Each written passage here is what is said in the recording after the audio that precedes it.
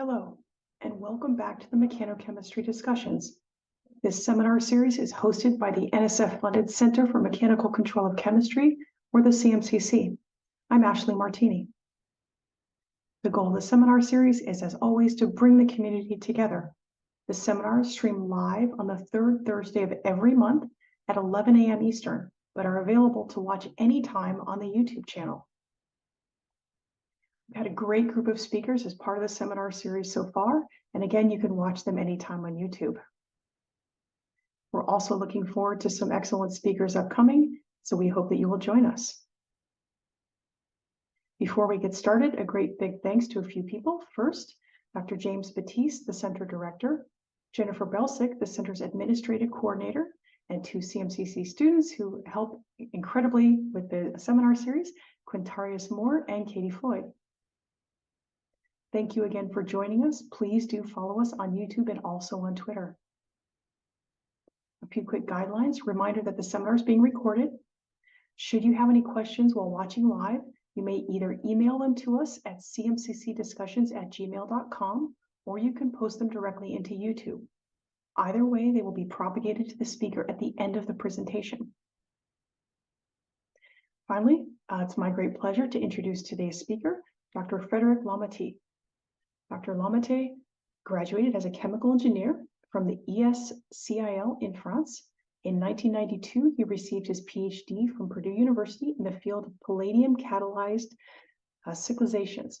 He then joined the École Normale Supérieure in Paris as a Roland Poulens postdoctoral fellow to work on the synthesis of vitamin A. In 1994, he obtained a permanent position at the CNRS in Montpellier and is currently working as the Director of Research at the Max Morrison Institute for Biomolecules. Since 2011, he has headed the Green Chemistry and Enabling Technologies team at IBM.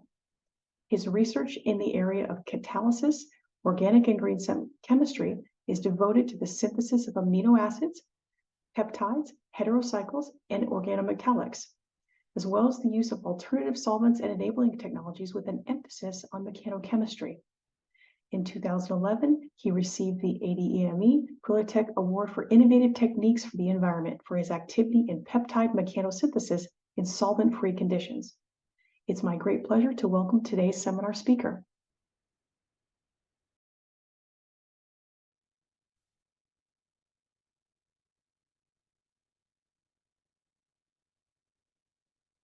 Hello, everyone, and thank you very much, Ashley, for the kind introduction. I would like to thank the NSF Center for the Mechanical Control of Chemistry for giving me the opportunity to present the results obtained in Montpellier in their area of organic and organometallic chemistry. So what brought us to mechanochemistry some 20 years ago now was that it was possible by using this approach to run essentially reactions in the absence of solvents. So from a sustainability point of view, that was very important for us. But working in this area for quite some time now, we were able to show, and others have shown also, that there are many other benefits that can come from using mechanochemistry. And this is what I will try to emphasize today in the context of synthetic chemistry. Since there has been quite a lot already presentation about synthetic mechanochemistry in the center, I will make my introduction short and focus more about chemistry and on the benefits of mechanochemistry. So what do people use?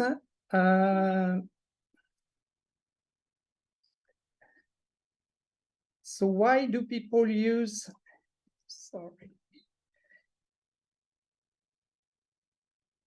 So where do people use the chemistry in solution? And instead of using mechanochemistry directly? Well, chemistry in solution is quite practical, is well known for a long time, and most of all, solvents are used to dissolve reactants and starting material to make them meet and react in order to make a product. And as I said, mechanochemistry approach can help us saving the use of solvents, and this with the in the purpose of removing them because most of them are dangerous, they are flammable, they are toxic for the people and toxic for the environment. But then if we remove the solvent, how are we going to make those reactants and starting material meet to be able to get a product? So usually the mechanochemical device that have been used are a very ancient one, as for example, some mortar and pestles, but also more modern device, which are ball milling, making use of jars and reactors with balls, as well as more recently devices such as extruders. So at that point, I will point out some of the advantages in using mechanochemistry in synthesis. So as I said, the main purpose is to remove the solvent and to use essentially solvent-free, solventless conditions. Then this will reduce the cost and waste during the synthesis. And one important point also is that we can overcome solubility issues, because then we don't need to have reactants or starting material soluble in a solvent to be able to have them react. Another important point is that most of the time, because reactions are becoming very efficient, excess reagents are no longer required. This again reduces cost and waste, getting us with better green chemistry metrics, and most of all, may reduce the steps and the difficulties of purifying the products that were made. Another advantage is because we are in a very concentrated mixture, is that the speed of reaction is very much increased. So because of this, we are saving time and energy. And finally, because the reaction environment is different compared to conventional methods, we can have in some cases different reactivities and selectivities just because we are performing the reaction in the absence of solvent. So to put back this project in our team into context, we are working at the Institute of Biomolecule Max Mussron, which is dedicated its activities towards the development of bioactive molecules to cure plants, animals, or people. And we're going from chemistry to pharmacological studies, to biology, molecular modeling, and in the end, trying to get some approved drug. So here you have two examples of drugs that are on the market rising from the Institute. Sebivo, which is anti-hepatitis, antiviral for hepatitis B, and macrylane, which is used for the diagnostic of the deficiency of the growth hormone. So our role in the Institute, one of our roles is also for our team is to develop green chemistry approach in making those molecules. So this by using technology. So as we will see, we are able to make a wide variety of molecules, basically organic molecules, organometallic. And for this, we have an approach where we are using to solve the problem of solvent, alternative solvents. We also using catalysis to save energy, but we also apply some technology to be able to perform the synthesis, as shown here, flow chemistry, microwave, and as I will talk more about today, all devices that can be used in mechanochemistry. So recently, the whole institute moved into the new building, and at this occasion, we summarize what is known in the literature about using mechanochemistry and making bioactive molecules. Bioactive molecules either already approved as drugs, so active pharmaceutical ingredients, but also libraries of small biologically active molecules which have been effectively tested for their biological effects. So this is actually one of the purpose of what we're doing in our team. So developing methods for making this type of APIs and also for making small libraries of molecules. So to start with, I will give you just two examples of this approach. So one is was dedicated to the synthesis of one active pharmaceutical ingredient known teriflunomide, which is sold as a drug against multiple sclerosis. So this work was actually developed some years ago, and very simply by using carboxylic acid, a starting material as shown here, and activating it with an activating agent such as carbonyl diimidazole in a ball mill, we were able to react it with trifluoroaniline here. And after mixing in the ball mill and recovering the product by acidic treatment and filtration, we were able to obtain this one pharmaceutical ingredient called teriflunomide. And it has to be noted in the whole synthesis that no organic solvent was used, just ball milling or water and recovery with filtration. And I will talk about this molecule again at the end of my presentation. And as I mentioned, the other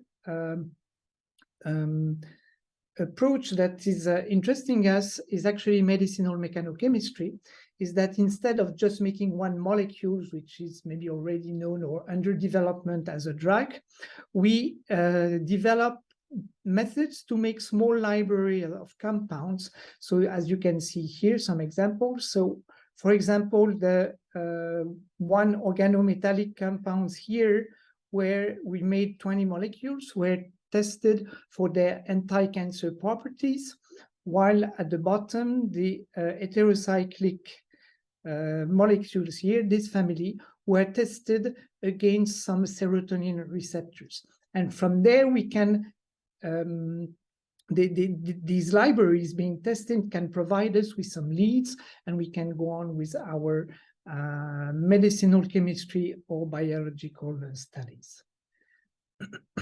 So one example I will take now showing the power of mechanochemistry for making those molecules is the one, it's the synthesis of nucleotide phosphates, which is a project that we are developing in collaboration in our institute at IBMM with Béatrice Roy and Suzanne Perrotte. And basically, the synthesis is going as such, is that the main reaction which was developed is to make those polyphosphates, and basically one needs to couple two of those phosphates to create the link. But those molecules are of great interest because they are involved in proliferation processes, in enzyme regulation, neurotransmission, as well as platelet disaggregation. But when you look at the chemistry which was developed, let's say in solution, the main issues is the solubility. Even in solvent like DMF or NMP or pyridine, it is difficult to solubilize those molecules to make them react. And very often, as it is cited in this reaction here, in order to make them soluble in those organic solvents, you have first to transform them in another molecules, basically ammonium derivatives, to make them soluble and have the reaction to go. Basically, so in those toxic solvent like DMF or DMSO, and using an activating agent. So what we tested, so we looked first, and in the literature there was already an approach from the group of Joe Vile in Belfast, where they were performing this one coupling to make the phosphate by mechanochemistry, but they were first synthesizing an activated derivative of this nucleotide phosphate, and the synthesis was in solution. So what we tried to do is to design a process where everything was performed in mechanochemistry. And to make a short story, no, long story short, actually, so what we did is that we started with this with nucleotide phosphate here, and we activated it with carbonyl diimidazole to make this phosphorimidazolide intermediate, which is activated and can react in turn with one of these molecules to obtain the desired product. So when we developed this reaction, then we were able, of course, by optimization, to show that you could make those molecules starting from unprotected nucleotides, which is quite practical, and also from the green chemistry point of view important, because you're not using protecting groups, making the reaction go with eco-friendly carbonyl diimidazole in the absence of organic solvent. You don't need to worry about using dry conditions. What was important is one of the major advantage of mechanochemistry is that reaction time was short. And finally, and maybe what is most important is this type of synthesis, is that the synthesis was very efficient. And so we didn't need to use excess of reagents, and side reactions were really limited. So in the end, that facilitated the purification of the compounds, knowing that those polyphosphate compounds are very difficult to purify. So another family of molecules where mechanochemistry really is helping pushing forward in practical synthesis is the preparation of N-heterocyclic carbene metal complexes, which we have been working on for quite a while. Basically, starting with an imidazole, we can quaternarize it by mechanochemistry, and we can then react it with a silver salt to obtain the silver complex here. And if you do transmetallation, you can also synthesize other metallic salts. And I will talk about today more about the latest result that we got in this field, and where mechanochemistry was decisive in obtaining the product that we wish to have. So actually, what we wanted to make is that NHC complex as the one you've shown before, but one of the aryl group borne by the N-heterocyclic ligand are actually also bearing a sugar moiety as shown here. And this is actually collaboration that we have with Dr. Samir Messaoudi from BioSys in Paris, in a specialist of sugar chemistry and also of developing this type of ligands here, which are bearing some sugars.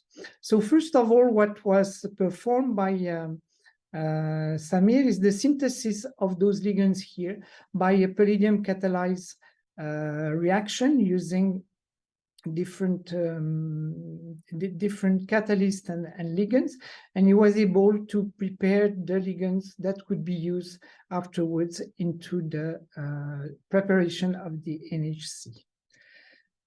So this reaction usually is very simple. It's just mixing the ligand with a silver oxide salt in dichloromethane in a solvent, and the reaction goes smoothly.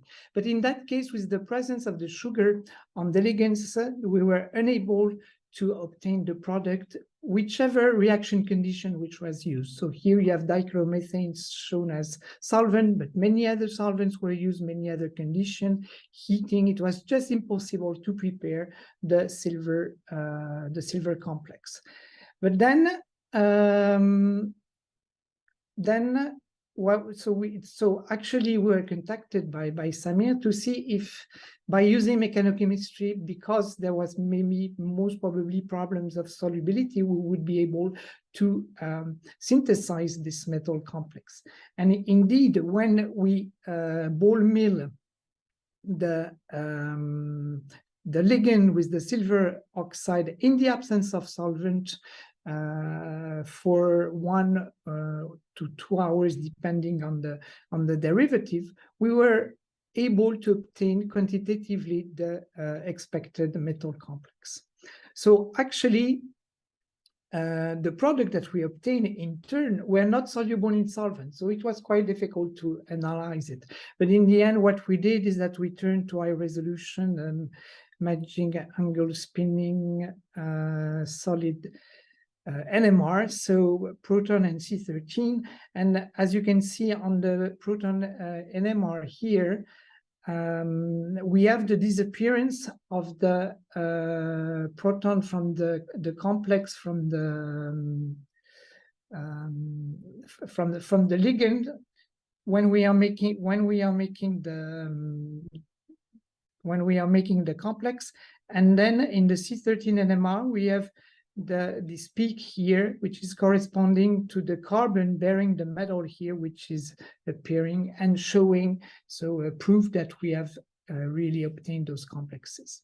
So this was the work of a PhD student, Audrey Bayard. So we then tested those compounds, as I said before. So it was tested against some colon carcinoma cell, and some of them showed some activity, but not very high in this work. Now I'm going to switch to another family of molecules on which we have been working by using mechanochemistry, and where the purpose was mostly removing solvent from the synthesis. This is for the synthesis of peptides, because the synthesis of peptides is very highly is consuming a lot of solvent in the synthesis, but also in the purification. So our purpose was to reduce this amount of solvent which was used during the synthesis, but also to design methods where purification would be facilitated and easier, and trying to save those quantities of solvent. So we developed methods, and what I will just talk about today is one of the recent approach that we had on making those peptides, an approach which is known in solution, but where mechanochemistry can really be contributing for the sustainable development of this synthesis. This is the approach of convergent fragment coupling, which is used to make large peptides. You can make large peptides from solid phase peptide synthesis, which is a classical and well-known methods. And large peptides like this fusion one were made in that way, but very often you run into problems into developing this synthesis. They are less and less efficient when the peptide is growing. So one interesting approach is the fragment coupling approach, where you would use smaller fragment of peptides, which could be made by solid phase peptide synthesis. And then by coupling those fragments, you could build easily a bigger peptide. So from a 10 mer going to 20 to 40 mer. Then you could expect to obtain better yield and purity, and also facilitated operations. But one problem which is well known in the peptide synthesis is the problem of epimerization at the center when you perform the coupling.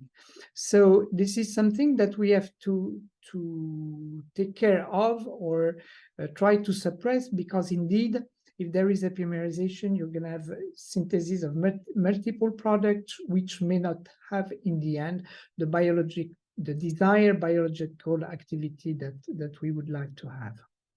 So first, what we did is trying to prepare larger peptide, and trying to avoid this epimerization problem, we just in our fragment try to use at the end fragment to use a glycine, which is not bearing any group, doesn't have any chiral center, and of course cannot be epimerized. And for this purpose, we synthesized this tripeptide here with classical method that we developed by mechanochemistry, which is coupling, for example, here of a phenylalanine and a glycine by using coupling agents. and then deprotect the bog group by using acidic media in the absence of solvent by using HCl gas. So to obtain this compound here, couple again to make the tripeptide. So at this point, we add that one fragment that we'd like to connect to other wines to make a larger peptide.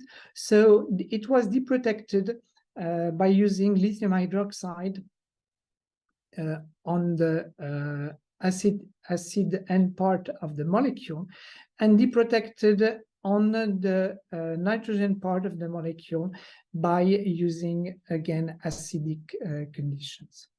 And in the end, we could couple those two fragments here by using the coupling, peptide coupling agent, and be able to obtain the desired hexapeptides. So coupling two tripeptide to make the hexapeptide.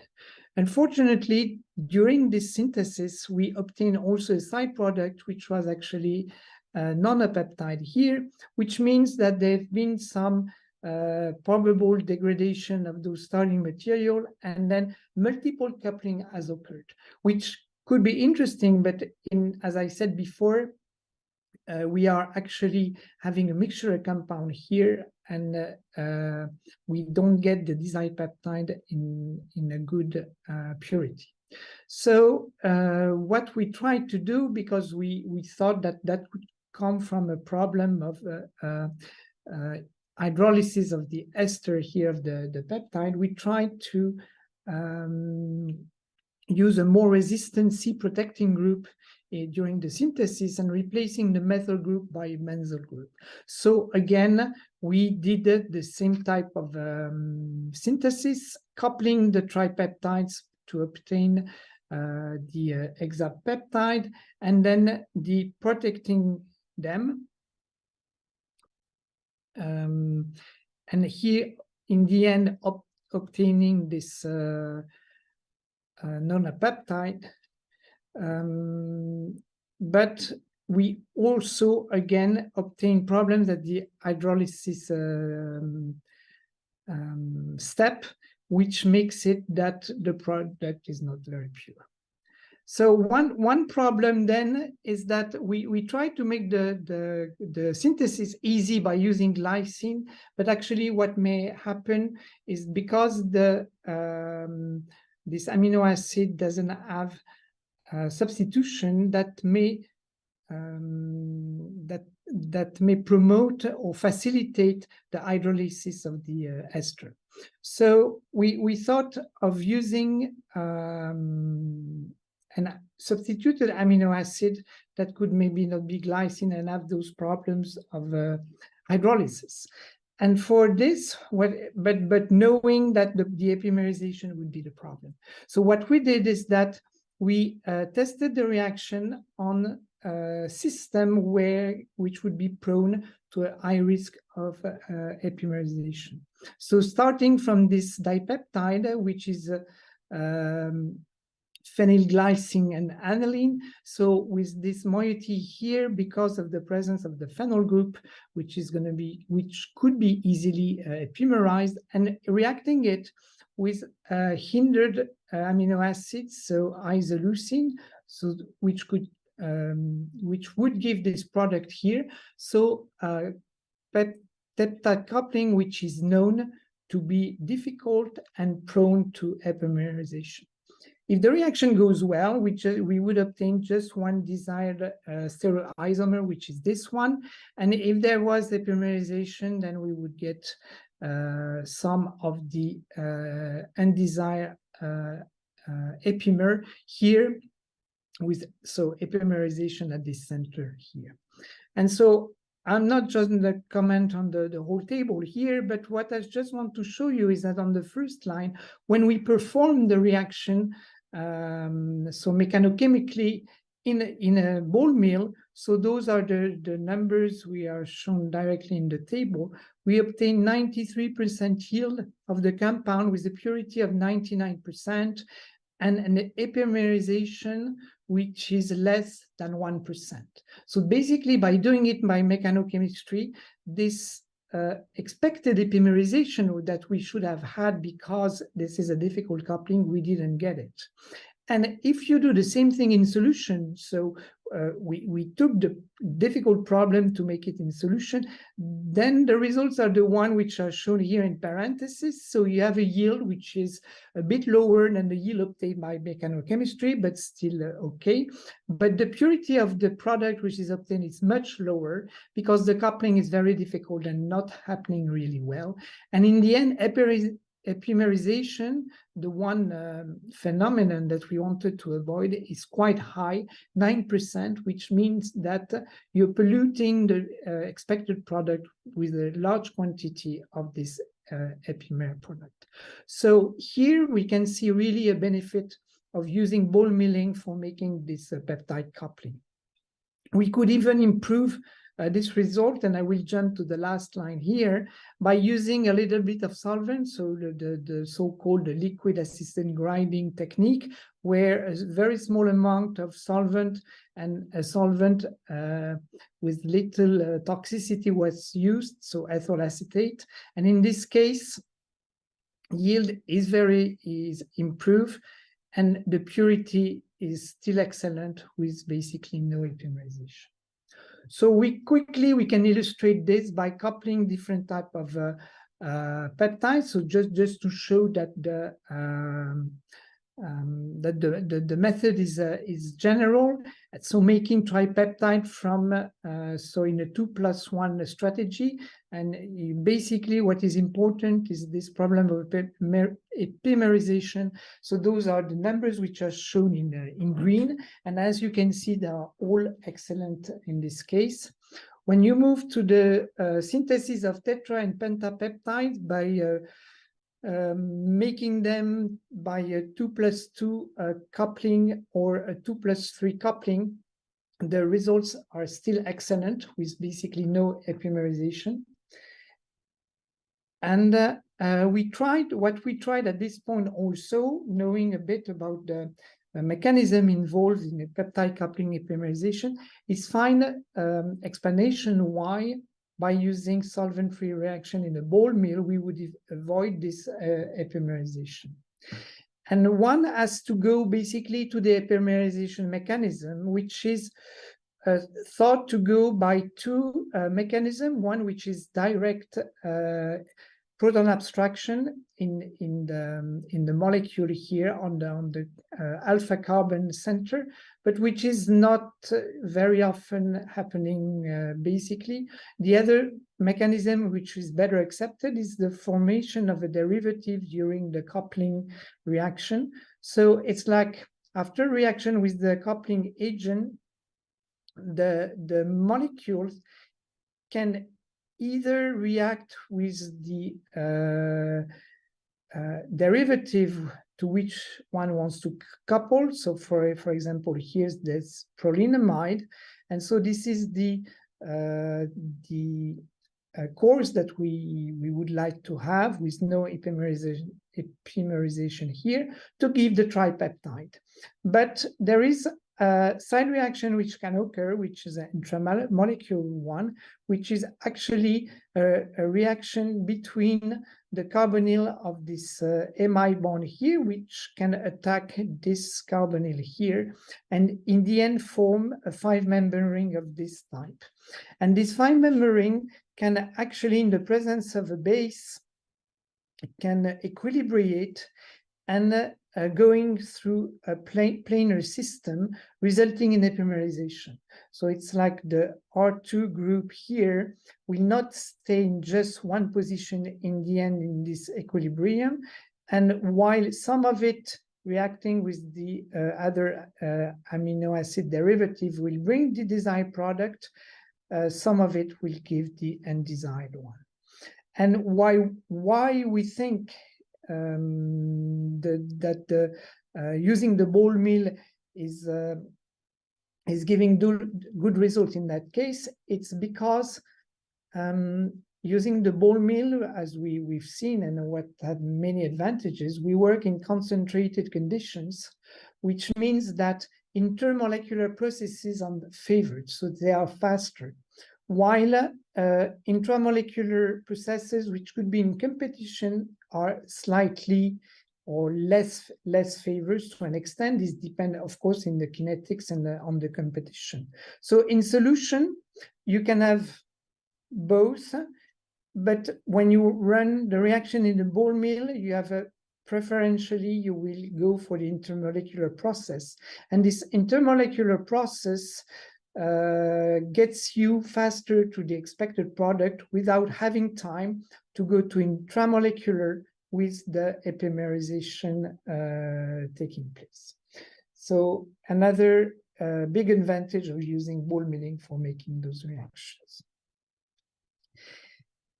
And another part which I will discuss now is how to make larger amount of those molecules that we have been showing before, like organic molecules, like any type of molecules, because one limitation of using ball milling is that this is basically a batch process. It is very good in working with solids, as we have seen, even in working with insoluble compounds, but for the scalability, it's rather limited, and it's definitely not continuous method. And nowadays, more and more in the pharmaceutical industry, for example, but also in fine chemicals and other chemicals industry, the industrials are turning to some flow chemistry systems. So basically, systems that are continuous, and basically, as long as you are feeding one instrument with some reactants and starting material, then you will be able to get as much product as you can. So this is developing more and more into the pharmaceutical industry. But one problem is the compatibility with solid, because very often those are pipes or microreactor or even larger one, but there may be some problem with clogging. So recently some chemists have proposed that to use a device which could maybe solve all the problems and together get all the benefits for all the approaches, mechanochemistry and flow chemistry, and this is by using developing reaction by reactive extrusions, using extruders to do chemistry. And here, the work of Stuart James and Debbie Crawford in Belfast has to be acknowledged, because they had really a seminal contribution to this approach, where molecules first, I think one of the first one that were made in that way were metal organic frameworks, and by using an extruder, they would just be able, by mixing the metallic salt and the ligand, to be able in the end to recover in a continuous way the MOF molecule. And then they extended this to organic molecules, so to perform the same continuous process, and by mixing organic starting material and reactants, to be able to make products, and also even to develop sequential reaction, that by adding another reactant to a mixture along the extruder, to be able to make complicated molecules. So if we look at how it's working, so here I've been using very nice schemes that were designed in Duncan Brown's group in University College London. He wrote a very nice review on that subject. And basically, you are mixing the starting material together at the entry point of an extruder. So those instruments are very more often or more used in the polymer industry or in the food industry. And then you have two screws. So in the case of the twin screw extruders, which are moving and which are going to bring along those reactants together with mixing them, having them react to obtain a product. Those screws can be adapted for better mixing, for example. They can, in some sections, they can also be heated to promote easier transformation. So if you flip the system by a 90-degree angle, then you get this type of system here, and this is the one that we are using in our research. And basically, to this system, compared to the twin screw extruder approach that I've just shown before, we are adding a recirculation loop that can provide us with the possibility of mimicking longer reaction times. So when the manual fold gate is turned to recirculator mode, at the end, when the reaction mixture is reaching the bottom of the screws, then it will go back to the top and then be able to enter the reacting system again. When the reaction is finished, then we turn the manual fold gate to extrusion, and we will recover the product at the output of the instrument. So we've been using this approach by trying to develop some peptide chemistry, the one I've shown before, so on a much simpler system. And what we tested is the synthesis of a dipeptide, starting from an activated peptide, activated amino acid, and an amino ester here in the presence of a base. And we're using, in the same way it was done in ball milling, some liquid additive, which will help in homogenizing the mixture and making it also fluid, that it can go through the extruder. And basically, when you mix all those chemicals into the extruder, so here you can see the screws here, you can recover at the bottom the expected product, which is this dipeptide here. And what we did is that we illustrated this with the synthesis of various dipeptide by varying the amino acid and amino esters that were used as starting material. And one interesting example is this one here, where the reaction time is actually shorter than the one which was used for making the other dipeptides. And so the reaction could be performed in real continuous mode. It's like by pouring the chemicals into the funnels, we could directly recover the product at the bottom of the extruder without the need of recirculation. And so if we were able so to produce 5.9 grams of this compound, and if you take this product and if you perform hydrogenolysis in presence of a palladium catalyst, you can get the quantitative yield of this dipeptide here.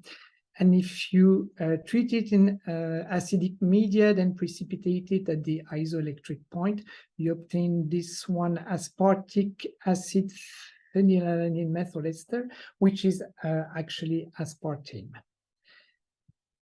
We looked at the in the end at the sustainability of the process and evaluating this environmental impact. So I come back a little bit to developing solvent-free reaction and how sustainable this is. And when you look at classical peptide synthesis, those are the solvent and chemicals which are mostly required, which are DMF and triethylamine. And as you can see here, that's not very safe compounds. And if we go to the mechanochemical synthesis that we developed, so instead of using DMF, we use a little bit of acetone. So acetone is flammable, is also toxic, but here, as you can see, the safety logos have been drawn in really small, because actually we are using a very, very small amount of this this solvent during the synthesis, and we're also using sodium bicarbonate, which is 100% non-toxic. So with this process, we are lowering the environmental impact compared to solvent-based processes. More recently, what we did is that we turned to a very classical bond, which is used in chemistry, the amide bond formation, present in about 25% of the active pharmaceutical ingredients that are sold as drugs on the market. And here again, toxic solvent, toxic coupling reagent, and we try to have an approach which could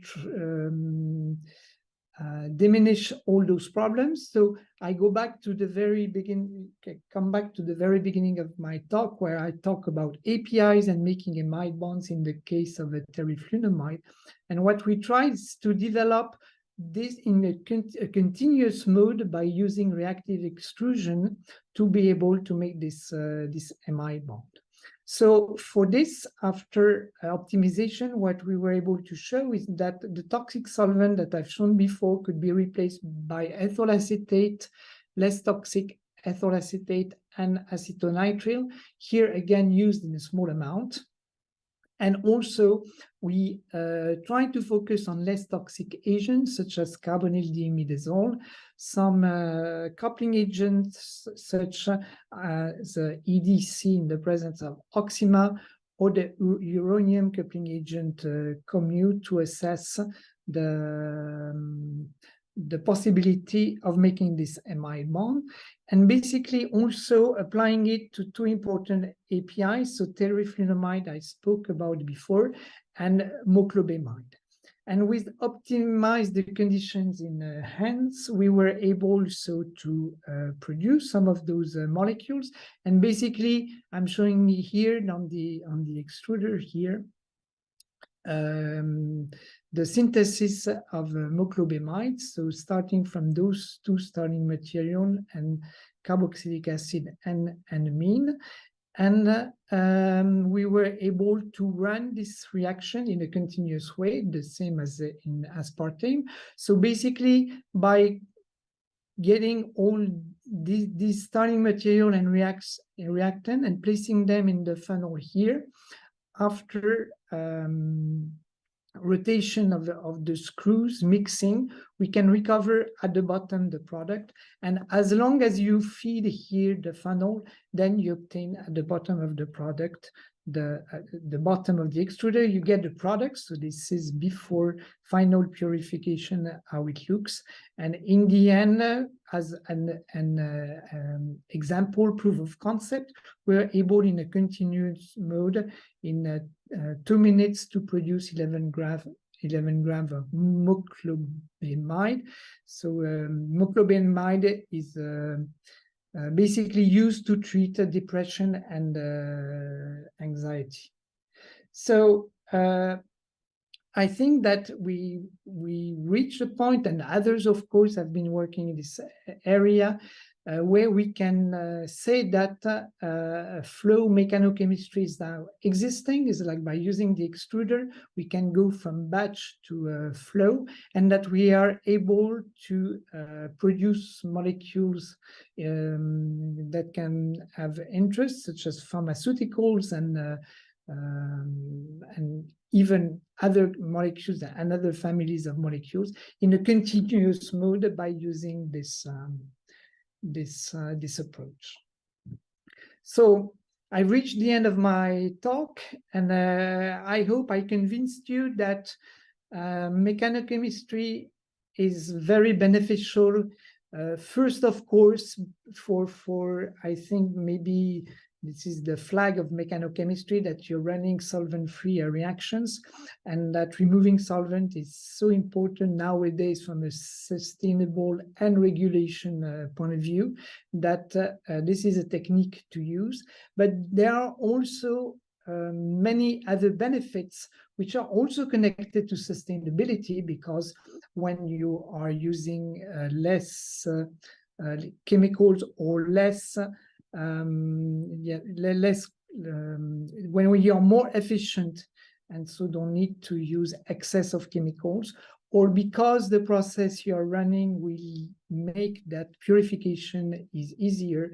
This is also a great benefits in terms of labor, cost, and sustainability.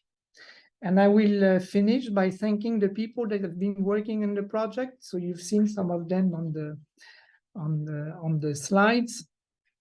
The permanent researcher working in the team. So the one who have now left the team, Jean Martinez and Thomas Xavier Métro.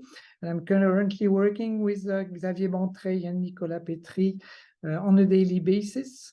And then the students and engineers who have been working on these projects. So Julien Bonamou for the synthesis of teriflunomide in the ball mill. Audrey Béillard, she has been contributing to the chemistry of NHC metals. Yves Bouet for the peptide chemistry in a ball mill.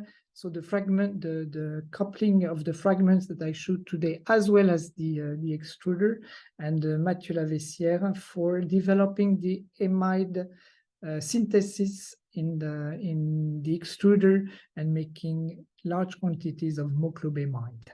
So this has been done also in collaboration with some teams. So the IMT ALES for the initial work with reactive extrusion. I mentioned also the nucleosides team here in IBMM, as well as the team in Paris, Samir Messaoudi. And I need to thank also all those contributors with the money they brought that we were able to do our research. And I thank you very much for your kind attention, and I will take some questions. Thank you. Thank you very much. We have several questions. I'll choose a few. Let's start with, do you think mechanochemistry is inherently limited to smaller molecule synthesis, or do you envision large molecule synthesis to be fast approaching? I think mechanochemistry is not limited to any molecule in size, basically. It's like any molecules that you can modify or synthesize, you could do by mechanochemistry. So, and this is what we're showing with the peptide fragment coupling. This is a proof of concept, but we would be able to synthesize much larger molecules by this way. Also modification, there have been a lot of biomolecules which have been modified by using mechanochemistry. So, and there's still a lot of work to do, I think, on developing methods to apply this approach to any type of molecule. All right, thank you. Another question. Does the liquid additive employed in some of your syntheses get removed later on from the pharmaceuticals? If so, does that make the technique less green? Well, in the end, yes, you have to remove it, basically. What we try to do is to use innocuous solvent as much as possible, and most of all, volatile solvent, which in the end can be easily removed. And basically, of course, when you're making an active pharmaceutical ingredient, even either you make it in batch or in classical flow chemistry or by extrusion, at some point you need to isolate the molecules, and it may go through what we did by crystallization and filtration. So in the end, this small amount of solvent will be removed. Thank you. Another question. Is wear from mechanochemical devices an issue in terms of pharmaceutical manufacturing? Does it require adding back in purification steps? I think that it depends on the technique that you're using. So I think that the ball milling approach, we've shown that like a few years ago by really measuring how much contamination we got from the bowls and the jars. This is a very important, and yes, this would need some purification step to be able to have a really pure product. For the extrusion, I don't know if people have measured the contamination, but this is a less energetic approach, and I think there are less wear that are coming from the screws that are mixing the chemicals. So in the end, that would be maybe better in this way, but this has to be checked and measured.